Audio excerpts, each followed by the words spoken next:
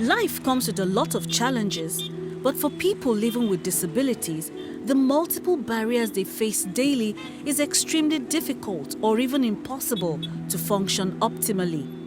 These myriad challenges include poor overall understanding of the needs and potential of people with disability, discriminatory prejudice in society, unavailability of assistive devices and technology, and inaccessible public spaces and transportation. Because of my physical disability, I had no opportunity of going to the primary school. I started from secondary school and I did very well. Then I gained admission to university to study architecture. I was advised to change after the first semester because most of the buildings were upstairs and going up and down on wheelchair would be quite difficult. So I eventually changed to computer engineering and I had the opportunity of even becoming a lecturer. But because of the host, I had to just run off from that aspect of things. Kole Osho is only one of the over 1 billion persons, that is 15% of the world's population, that are estimated to have a disability, most of whom live in developing countries like Nigeria. This number is expected to increase because of the prevalence of disability resulting from aging, war and conflict, natural disasters, and forced displacement. Disability is a cross-cutting issue that can affect a person at any point during his or her lifespan. Its intersectionality with gender, race, ethnicity, language, national or social origin, religion, age, sexual orientation, gender identity, or other status can result in multiple forms of exclusion, discrimination, and vulnerability. Some of the challenges persons with disability face include education, not being able to communicate, especially as it affects persons with hearing and speech impairment, medicals, access to public buildings, including schools, banks, and places of work. There's discrimination everywhere, in every aspect of life. But when you have a disability, it's sort of double.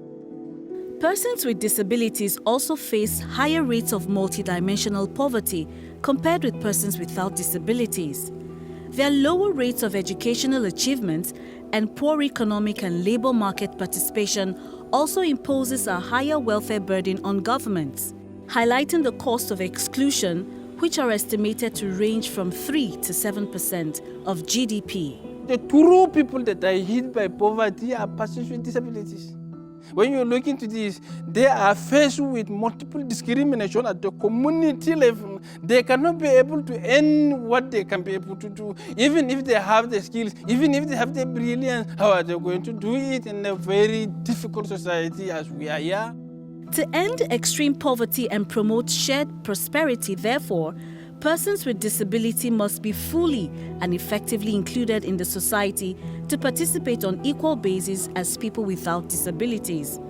Indeed, the Global Development and Poverty Reduction Agenda will not be effective unless it addresses the socio-economic inequality of persons with disabilities and ensures their participation in all facets of development programming. We want governments at all levels, we want development partners to always ensure that in whatever is being planned or done, access is not denied persons with disability, communication is not denied them, education is not denied them, because that is at the basics of them being complete individuals. We have to enlighten the public. People have to know that you are disabled does not mean that is the end of it, that you cannot contribute. That is attitudinal change. We must begin to identify those disabled persons who have done eminently well and begin to celebrate them. That will encourage young parents to see that, oh, something can happen if I take better care of this child and expose the child to education. I'm a computer engineer. I'm a national athlete. I play para-table tennis. I'm the African champion in my field, and I've qualified for the Olympics representing Nigeria next year. It's not easy for anyone to do such, but it's not impossible as well. The 2030 Agenda for Sustainable Development for Nigeria highlights disability inclusion. There is therefore an urgent need to empower people with disability across all states of the Federation.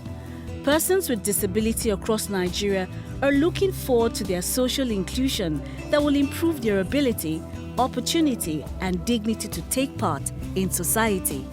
The future can only get brighter if all of us deliver on the promise of inclusion. It starts with integrity, it starts with trust, and it starts with a little bit accommodation. My dream would be that there's no barrier of any sort for anybody living with disability to hold any office in Nigeria, either as a commissioner in the state, a minister at the federal level, or even as senators. I'm seeing a society where everyone will be given equal opportunity to be basically anything. It will really be a dream come true. To make this dream of disability inclusion a reality, however, a viable collaboration between the Nigerian government, donor agencies, development partners, and persons with disabilities is imperative. Recently, the federal government of Nigeria has passed a law on disability inclusion, and a number of states in the Federation have begun enacting the law, with a great commitment to set up structures that will facilitate its implementation. This is indeed a welcome development. We got the first law in Nigeria.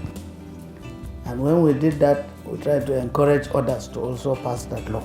We did a lot to also assist them at the national for the passage of the disability law by Mr. President. Our governor, the heart he have shown already towards disability. He gave us a Disability Rights Commission, an institution today that stands in the defense of the rights and dignity of persons with disabilities in Plateau State. Therefore, we believe that any support the World Bank gives to the government of Nigeria, it comes through to our government here in Plateau State. It will transform the life of persons with disabilities at the community level.